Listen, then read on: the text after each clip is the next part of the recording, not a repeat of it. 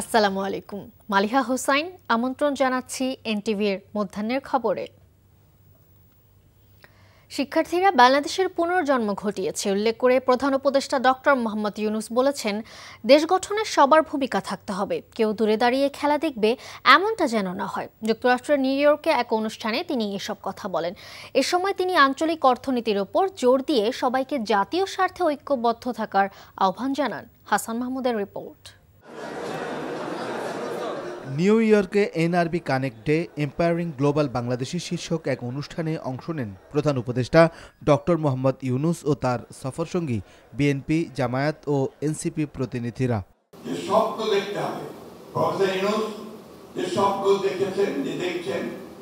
এই স্বপ্নগুলোকে আমাদের সামনে এগিয়ে নিয়ে যেতে হবে, সেটা নিয়ে আমরা সামনে এগিয়ে যেতে পারবো বলে আমি বিশ্বাস করি। আমাদের যেটা দরকার, সবচেয়ে বেশি যেটা দরকার, যেটা পলিটিক্যাল কমিটমেন্ট, আমাদের মধ্যে সেই আস্থা দৃঢ়তা থাকতে হবে। আমরা সাস্টেইনেবল ডেমোক্রেসির ব্যাপারে ওয়াদাবদ্ধ। নাম্বার 3, একটি ফেয়ার, ক্রেডিবল, পার্টিসিপেটরি। এই পার্টিসিপেটরি অর্থ আওয়ামী লীগ সহ নহে। প্রধান উপদেষ্টা বলেন, নিজের তাজা রক্ত বিলিয়ে দিয়ে শিক্ষার্থীরা বাংলাদেশে শুধু ফ্যাসিবাদের পতনই ঘটায়নি, সেই সাথে জন্ম দিয়েছে নতুন বাংলাদেশেরও। ছাত্ররা তাদের রক্ত দিয়ে যে সুযোগ সৃষ্টি করে দিয়েছে, সেটা শুধু একটি রাজনৈতিক সরকার পরিবর্তনের বিষয় ছিল না, এটা দেশের একটা পুনর্জন্মের বিষয়। আপনারা যেরকম গুরুত্বপূর্ণ বাংলাদেশের জন্য, তারাও তাদের জন্য, তাদের দেশের জন্য গুরুত্বপূর্ণ। তারা যদি মনে করে থাকতো আমরা মাধ্যমে কাজকর্ম করবো, তাহলে আস্তে আস্তে দেখবে যে রাস্তা খুলে যাচ্ছে। মানুষ যেটা চায় সে রাস্তা বন্ধ করে রাখা যায় না। স্রোতের মতো জিনিস, পানিতে যেরকম আটকে রাখা যায়, মানুষের আশঙ্কাকে আটকে রাখা যায়। দেশ ও জাতি পুনর্গঠনে প্রবাসী বাংলাদেশিদের অংশ নেওয়ার আহ্বান জানিয়ে ডক্টর ইউনূস বলেন, ভৌগোলিক অর্থনীতির পাশাপাশি আঞ্চলিক অর্থনীতির ওপরও জোর দিতে হবে। জাতীয় স্বার্থে সবাইকে থাকতে হবে ঐক্যবদ্ধ। এই পরিবর্তন ছাত্ররা যা করলো, সেই শক্তি আমাদেরকে দিয়েছে, এই শক্তিটা যেন হারিয়ে না যায়, সেই জন্য আজকে আমরা সবাই মিলে জাতিসংঘে এসেছি। এই কথা সবার সামনে বলা যে এই জাতিসংঘে এসে আমরা সবাইকে জানিয়ে দিচ্ছি, একসঙ্গে এসেছি, সবাই জানিয়ে দিচ্ছি এই ব্যাপারে আমরা জাতির সাথে আমরা একমত। আজও যে আমরা গলা হারিয়ে বুক ফুলিয়ে বলি আমাদের অর্থনীতি মজবুত হয়েছে, সেটার একমাত্র কারণ হলো রেমিটেন্স। এখন থেকে আমি বলছি যে বাংলাদেশ বলতে তোমরা সমুদ্র সহ বাংলাদেশ দেখাবা, যে জানো এটা তো অসম সম্পদ। এছাড়া জলবায়ু পরিবর্তনজনিত দুর্যোগে ক্ষতিগ্রস্তদের জন্য টেকসই ও স্বল্পমূল্যের আবাসন গড়তে জাতিসংঘের হ্যাবিটেট সংস্থাকে বাংলাদেশে তাদের উদ্যোগ বাড়ানোর আহ্বান জানান ডক্টর ইউনূস। এর নির্বাহী পরিচালক আনা ক্লাউদিয়া রোজবাখের সঙ্গে বৈঠকে তিনি এ আহ্বান জানান। Hasan Mahmud, NTV news, Dhaka. নির্বাচন ব্যবস্থার সঙ্গে জড়িত প্রায় 10 লাখ ভোটার যাতে ভোট দিতে পারে সেই ব্যবস্থা করা হবে বলে জানিয়েছেন প্রধান নির্বাচন কমিশনার এএমএম নাসির উদ্দিন। সকালে নির্বাচন কমিশনের সাথে সুশীল সমাজের প্রতিনিধিদের বৈঠকে তিনি এই কথা বলেন। সিসি আরও বলেন, অনেক বন্দী হাজতে আছেন, তাদেরও ভোট দেওয়ার ব্যবস্থা করা হবে। এছাড়া সরকারি কর্মকর্তারা যারা দেশের বিভিন্ন জায়গায় দায়িত্বে থাকেন, তাদেরও ভোট দেওয়ার ব্যবস্থা করা হবে বলেও জানান সিএসি। মতবিনিময় সভা কেবল একটি আনুষ্ঠানিকতা নয়, অবাধ ও সুষ্ঠু নির্বাচন আয়োজনে এই আলোচনা গুরুত্বপূর্ণ ভূমিকা রাখবে বলে আশা করেন প্রধান নির্বাচন কমিশনার এএমএম নাসির উদ্দিন।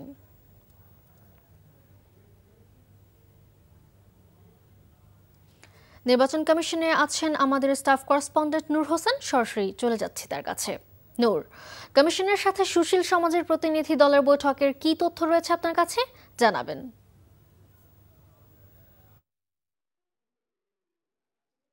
মালিহা, ত্রয়োদশ জাতীয় সংসদ নির্বাচনের যেই প্রস্তুতি নির্বাচন কমিশনের সেটি যে চলছে সেটির অংশ হিসেবে আজকে সুশীল সমাজের প্রতিনিধি যারা রয়েছেন তাদের সঙ্গে নির্বাচন কমিশনারগণ প্রধান নির্বাচন কমিশনারের নেতৃত্বে বসেছেন, কথা বলছেন, সংলাপ করছেন। এই সংলাপ থেকে সুশীল সমাজের প্রতিনিধি যারা তারা আগামী যে নির্বাচনটি আসন্ন যে নির্বাচন সেই নির্বাচনটিকে অবাধ, সুষ্ঠু, নিরপেক্ষ করবার জন্য তাদের দিক থেকে বেশ কিছু পরামর্শ দিচ্ছেন। আমরা এখন পর্যন্ত বেশ কয়েকজন সুশীল সমাজের প্রতিনিধি যারা রয়েছেন তারা বিভিন্ন বিশ্ববিদ্যালয় শিক্ষক, গবেষণা কর্মী, এনজিও কর্মী, নির্বাচনকে ঘিরে নির্বাচন নিয়ে তারা কাজ করেন, গবেষণা করেন, এরকম অনেক ব্যক্তিরা রয়েছেন। তারা এসেই কথা বলেছেন এবং তাদের কথা আমরা শুনেছি। তারা নির্বাচন কমিশনকে বেশ কিছু পরামর্শ দিয়েছেন। তারা বলছেন যে বিগত 16 বছর ধরে বাংলাদেশের মানুষ যে নির্বাচন বঞ্চিত ছিল সেখান থেকে যাতে এই নির্বাচন কমিশন শিক্ষা গ্রহণ করে এবং বিগত নির্বাচনগুলো যে সমস্ত কমিশনগুলো পরিচালনা করেছে সেই সমস্ত কমিশনগুলোর যে পরিণতি হয়েছে, অর্থাৎ সমাজে যেমনটি ঘৃণিত হয়েছে এবং একই সঙ্গে এখনকার সময়ে তাদের শাস্তির দাবি অনেকে করছেন, এই নির্বাচন কমিশন যাতে সেটি মাথায় রাখে এবং সেটি মাথায় রেখে যাতে তাদের যে কাজ সেটি পরিচালনা করে সেজন্য তারা নির্বাচন কমিশনের কাছে আহ্বান জানাচ্ছেন। তারা মোটা দাগে যে কথাটি বলতে চাচ্ছেন সেটি হচ্ছে নির্বাচন কমিশন সাংবিধানিকভাবে যে স্বাধীন সত্তা হিসেবে যে শক্তি বা যেই সক্ষমতা নির্বাচন কমিশনের রয়েছে, নির্বাচন কমিশনারগণ যেন আগামী নির্বাচনেও সেটি দেখান, অর্থাৎ তাদের হাতে যে ক্ষমতা থাকবে, যে স্বাধীনতা থাকবে, সেই স্বাধীনতার আলোকে তারা যেন কাজ করেন, সেই দাবি তাদেরকে তারা জানাচ্ছেন। এর আগে বৈঠকটি যখন শুরু হয় বা সংলাপটি যখন শুরু হয় তখন প্রধান নির্বাচন কমিশনার শুভেচ্ছা বক্তব্য দেন এবং এই শুভেচ্ছা বক্তব্যে তিনি বলেন যে এটির মধ্য দিয়ে আনুষ্ঠানিকভাবে সংলাপ শুরু হয়েছে এবং পর্যায়ক্রমে অন্যান্য যারা আরও স্টেক হোল্ডার রয়েছেন, রাজনৈতিক দলগুলো রয়েছে, তাদের সবার সঙ্গে বসবেন, সবার পরামর্শের আলোকে, সবার সহযোগিতা নিয়েই আগামী নির্বাচনটি তারা অত্যন্ত উৎসবমুখর, সুষ্ঠু এবং অবাধ ও নিরপেক্ষ করবার সর্বাত্মক প্রচেষ্টা চালাবেন, এমনটি তিনি সুশীল সমাজের প্রতিনিধি যারা রয়েছেন এসেছেন তাদেরকে জানিয়েছেন। মালিহা, জানছিলাম নির্বাচন কমিশনের খবর। জুলাই গণহত্যা ও মানবতা বিরোধী অপরাধ মামলায় আন্তর্জাতিক অপরাধ ট্রাইব্যুনালে সাক্ষ্য গ্রহণ চলছে। সেখানে আছেন স্পেশাল করেসপন্ডেন্ট হাসান জাবেদ, সরাসরি যুক্ত হচ্ছেন তিনি। জাবেদ, ট্রাইব্যুনালের সর্বশেষ খবর কি রয়েছে আপনার কাছে, আর কে সাক্ষ্য দিচ্ছে এই মুহূর্তে আজকে জানাবেন।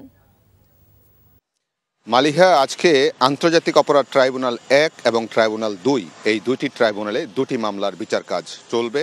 ইতিমধ্যেই ট্রাইব্যুনাল 2 একটি বিচার কাজ চলছে।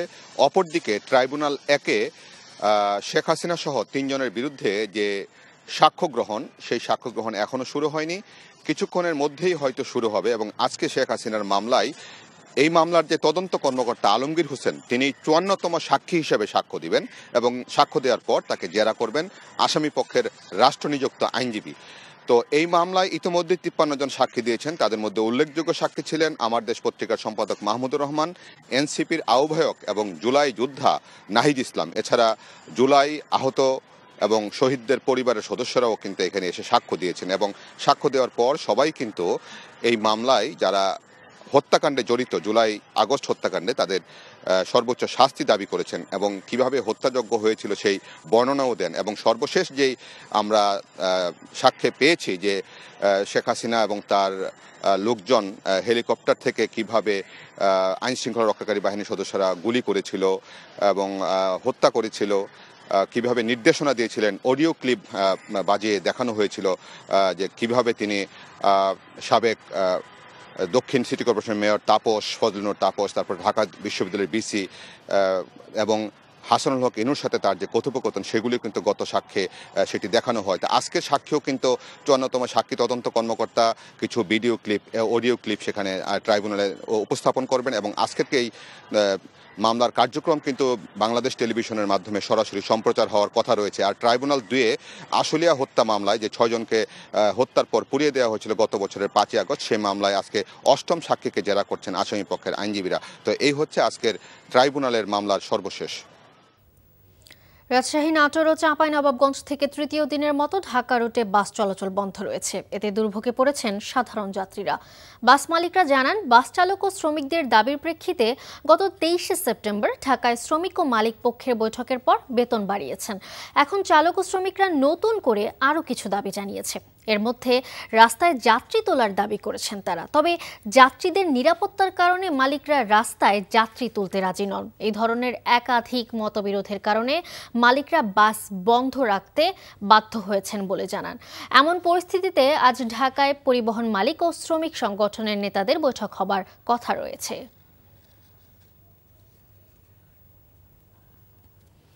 শুরু হলো সনাতন ধর্মাবলম্বীদের সবচেয়ে বড় আয়োজন শারদীয় দুর্গোৎসব। হিন্দু শাস্ত্রমতে দুষ্টের বিনাশ ও সৃষ্টির পালন করতে বছর ঘুরে আবারও দুর্গতি নাশিনী দশভুজা মা দুর্গা এসেছেন ধরায়। আজ মহাষষ্ঠী। ঢাক, কাঁসর, ঘণ্টা, শঙ্খ আর উলুধ্বনির মাধ্যমে বেলগাছের নিচে পূজার মধ্য দিয়ে শুরু হয়েছে দুর্গোৎসবের মূল আনুষ্ঠানিকতা। ঢাকেশ্বরী জাতীয় মন্দিরে ইতোমধ্যে আরও অনুষ্ঠিত হয়েছে কল্পারম্ভ ও ষষ্ঠী বিহিত পূজা। জাতীয় মন্দির হওয়ায় এখানে ভোর থেকেই ভিড় রয়েছে ভক্তদের। আগত দর্শনার্থী ও নির্বিঘ্নে পূজা সম্পন্নের জন্য পুরো মন্দির প্রাঙ্গণ জুড়ে বিপুল পরিমাণ আইন শৃঙ্খলা বাহিনীর সদস্যদের মোতায়েন করা হয়েছে। পূজা কমিটির উদ্যোগে খোলা হয়েছে কেন্দ্রীয় নিয়ন্ত্রণ কক্ষ। রাজধানীর অন্যান্য মন্দিরগুলোও নানা রঙের সজ্জা শেষে ভোরে ষষ্ঠী পূজার মাধ্যমে দুর্গাপূজার আনুষ্ঠানিকতা শুরু করেছে। পঞ্জিকা মতে আগামীকাল সোমবার মহাসপ্তমী তিথিতে সপ্তমী বিহিত পূজা অনুষ্ঠিত হবে।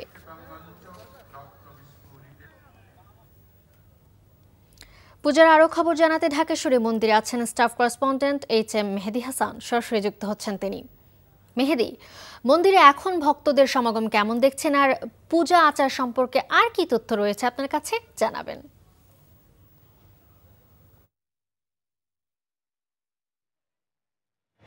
মালিয়া, আপনাকে শারদীয় শুভেচ্ছা জানাচ্ছি।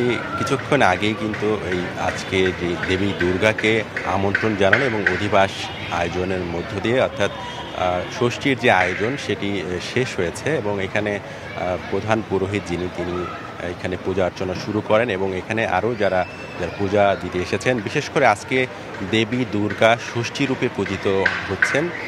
এর কারণ হচ্ছে আজকে এর ফলে যারা বিশেষ করে মায়েরা এসেছেন তাদের সন্তান ছেলে এবং মেয়ে তাদের কল্যাণের জন্য, মঙ্গলের জন্য দেবী ষষ্ঠীর কাছে অর্থাৎ দুর্গা ষষ্ঠী রূপে হাজির হয়েছেন। তাকে বলা যে তার মঙ্গলের জন্য, কল্যাণের জন্য কামনায় তারা দেবী ষষ্ঠীর কাছে প্রার্থনা করেছেন। আজকে অধিবাস এবং আমন্ত্রণ জানানোর মধ্য দিয়ে যে পূজার যে আনুষ্ঠানিকতা, সাড়ম্বর আয়োজন সেটি শুরু হয়ে গেছে এবং এখানে কিন্তু সব ধরনের আয়োজনকে পূর্ণাঙ্গ করতে সব ধরনের নিরাপত্তা ব্যবস্থা, সব ধরনের আয়োজনের কোনো কমতি নেই আমরা দেখেছি। বিশেষ করে এখনও কিন্তু মানুষজন এখানে রয়েছেন, যদিও পূজার আনুষ্ঠানিকতা যেটি ষষ্ঠী সেটি শেষ হয়েছে। এর আগে গতকাল কিন্তু যে বোধনের মধ্য দিয়ে শুরু হয়েছে এবং আজকে ষষ্ঠীর আয়োজন এবং আগামীকাল সপ্তমীর যে আয়োজন সেটির মধ্য দিয়ে মূলত যে সাড়ম্বরে আয়োজন সেটি শুরু হতে যাচ্ছে। আজকে ষষ্ঠী পূজার পরেই যে প্রেস ব্রিফিং করেছেন এখানকার যে পূজা কমিটির যিনি প্রধান পুরোহিত, তিনি আশাবাদ করেছেন যে সামনে যদিও মরকে কথা সম্ভাবনা তিনি দেখছেন, তারপরও তারা কল্যাণ কামনা করেছেন এবং বিশেষ আচার করেছেন যাতে সব ধরনের সংকট থেকে আগামী বছরটি ভালো কাটে। তো এই ছিল আমার কাছে ঢাকেশ্বরী মন্দির থেকে সর্বশেষ। ঢাকেশ্বরী মন্দির থেকে জানছিলাম দুর্গাপূজার খবর। এদিকে দেশের অন্যান্য স্থানীয় সনাতন ধর্মাবলম্বীদের শারদীয় দুর্গাপূজার মহাষষ্ঠী অনুষ্ঠিত হচ্ছে আজ। সকাল থেকেই পুরোহিতের মন্ত্র উচ্চারণ, উলুধ্বনি ও শঙ্খের ধ্বনিতে মুখরিত মন্দির প্রাঙ্গণ। ধূপধুনুচি, পঞ্চপ্রদীপ আর ঢাকের বাদ্যের তালে আসনে অধিষ্ঠিত হন দেবী দুর্গা। দেবীকে বোধনের ঘট স্থাপনের মাধ্যমে দুর্গাপূজার মূল আনুষ্ঠানিকতা শুরু হয়েছে। দেবীর আবাহন, সংকল্প এবং ত্রিনয়নী দুর্গা দেবীর নিদ্রা ভাঙিয়ে পূজার্চনার মাধ্যমে তাকে বরণ করা হয়। সকালেই কল্পারম্ভ, বিহিত পূজা ও ষষ্ঠী পূজা অনুষ্ঠিত হয়েছে। এবছর দেবী দুর্গা এসেছেন গজে চড়ে, যা শান্তি, সমৃদ্ধি ও শস্য শ্যামলার প্রতীক। পূজা শেষে দেবী বিদায় নেবেন দোলায় চড়ে, যা মহামারী বা মরকের ইঙ্গিত বহন করে। আগামীকাল মহাসপ্তমীর দিন থেকে শুরু হবে দুর্গোৎসবের মূল আনুষ্ঠানিকতা। ডাকসু নির্বাচনে যে ভোট পড়েছে তার সাথে স্বাক্ষর করা ভোটের সংখ্যায় কোনো ভুল নেই বলে জানিয়েছেন বিশ্ববিদ্যালয়ের উপাচার্য প্রফেসর ডক্টর নিয়াজ আহমদ খান। ঢাকা বিশ্ববিদ্যালয়ে ডাকসু নির্বাচন সংক্রান্ত এক সংবাদ সম্মেলনে তিনি একথা বলেন। তিনি জানান, হল পর্যায়ের ফলাফলে কোনো ব্যত্যয় ঘটেনি। তবে নীলক্ষেতে ডাকসু নির্বাচনের ব্যালট পেপার ছাপানো বিষয়ে ঢাকা বিশ্ববিদ্যালয় কর্তৃপক্ষ জানত না। দায়িত্বপ্রাপ্ত ঠিকাদার ব্যস্ততার কারণে বিশ্ববিদ্যালয় কর্তৃপক্ষ কর্তৃপক্ষকে তা জানাতে ভুলে গেছেন বলে স্বীকার করেছেন তিনি। নির্বাচন সর্বোচ্চ নিরাপত্তা নিশ্চিত করে ডাকসু নির্বাচন সুষ্ঠুভাবে সম্পন্ন করা হয়েছে বলে জানান উপাচার্য। তিনি জানান, কোনো প্রার্থী ভোটের সময় সিসিটিভি ফুটেজ দেখতে চাইলে আবেদনের মাধ্যমে তা দেখতে পারবেন। জেলা প্রশাসনের নিষেধাজ্ঞা সত্ত্বেও সিলেটে বন্ধ হয়নি অবৈধ বালু উত্তোলন। বালু উত্তোলনের ফলে সৃষ্ট নদী ভাঙনে বসত ভিটা হারাচ্ছে গোয়াইনঘাট উপজেলার পশ্চিম জাফলং ইউনিয়নের একের পর এক পরিবার। অস্ত্রের মুখে জিম্মি করে উচ্ছেদ করা হচ্ছে নদী পাড়ের বাসিন্দাদের। বালু উত্তোলনকারী দুষ্ট চক্রের বিরুদ্ধে ব্যবস্থা গ্রহণে অসহায়ত্বের কথা জানিয়েছে স্থানীয় প্রশাসন। সিলেট থেকে সজল ছত্রীর রিপোর্ট, ছবি তুলেছেন আনিস রহমান। অবৈধ বালু উত্তোলনের কারণে তীব্র নদী ভাঙনের কবলে পড়েছে গোয়াইনঘাট উপজেলার পশ্চিম জাফলং ইউনিয়নের মনোরতল, বুগুইলকান্দি, মোনাইকান্দি, নয়াগাঁও, ইসলামাবাদ সহ বেশ কিছু গ্রাম। রাতের বেলা ভারী যন্ত্র দিয়ে নদীর পাড় থেকে বালু তোলা হয়। চোখের সামনেই নদীতে ভেঙে পড়ে অনেকের বাড়িঘর।